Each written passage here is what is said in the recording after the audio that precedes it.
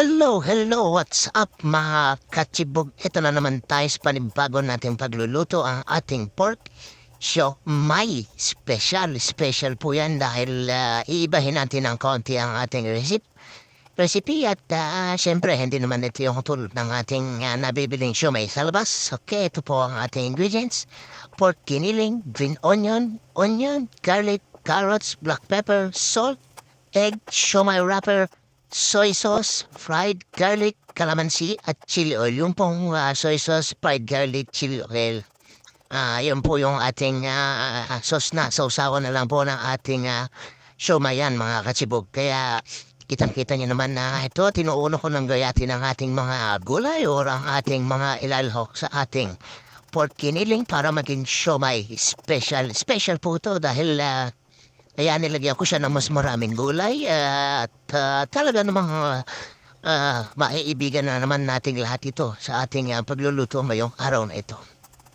Ayan, kita niyo naman kung paano ko siya gayatin. Malilit lang po na chop julienne tapos i-chop niyo siya ng maliliit. Napakanipis po, napakaliit talagang parang giniling. Pero kung medyo tinatamad kayo, pwede siyang gawin sa isang food processor o parang giniling na rin. Igiling niyo sila ng sabay-sabay, okay? Yan, i-chop niyo po mabuti ang ating mga gulay. Nandiyan na po ang ating green chili. Hindi pala green chili. Green onion or spring onion or sibuyas na mura. Ayan, yung pong gulay green na yan. Ayan, okay? Lagyan muna natin siya ng ating paminta. Okay, ayan, nilinimpla na natin ang asin. At ilagyan natin ang itlog yan. Okay, yan parang talaga namang lumasa at sumarap. Kung sa inyo medyo huhulangin pa ang panimpla o ang panlasa, pwede naman kayo maglagay ng pampalasa.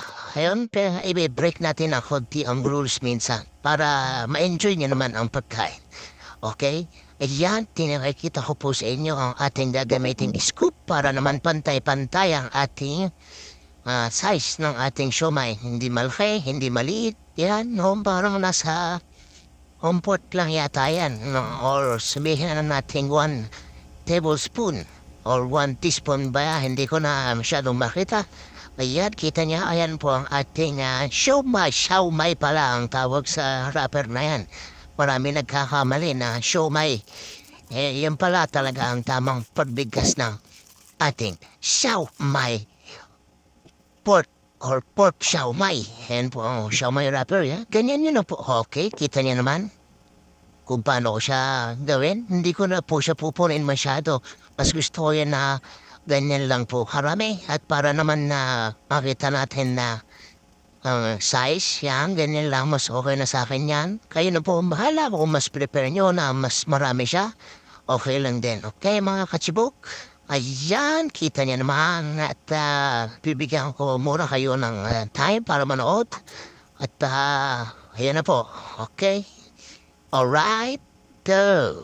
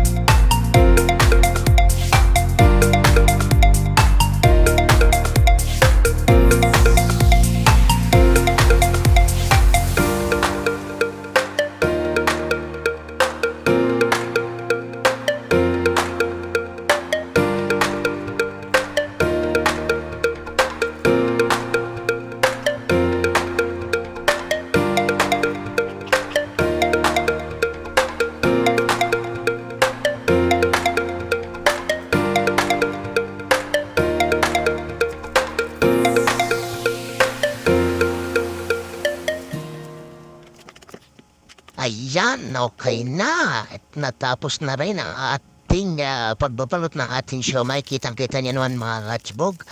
At medyo marami yan. At may natira pa rin ng mga siomay wrapper. So, sa mga susunod na araw, ayan. Nakagawa ko ng 50 na siomay. Ayan, ito na ngayon ang ating siomay. Gumawa na ako ng improvise dahil sira yung aking steamer. So, ang ginawa ko, kumuha ako ng kaldero. Nilagyan ko ng mga coke at platito at inilagay ko sa ibabaw. Ayan, basta pahiran niyo lang siya ng konting oil para hindi naman siya tumikit. Kita niyo naman, napakasarap. Yummy! Okay, mga katsibo, kita niyo. Ayan, nilagay ko na yung soy sauce na may kalamansi. Okay, wala tayong chili oil pero pwede naman siyang lagyan at pwede rin naman hindi. Ayan na po ang ating pork special siomay o pork siomay special. Okay, mga katsibog, napakasarap at napakalasa na. At kayo na ang bahala. At ngayon, ito na. Maraming salamat muli sa inyong panonood. Huwag kalimutang mag-subscribe. Bye-bye! Ingat!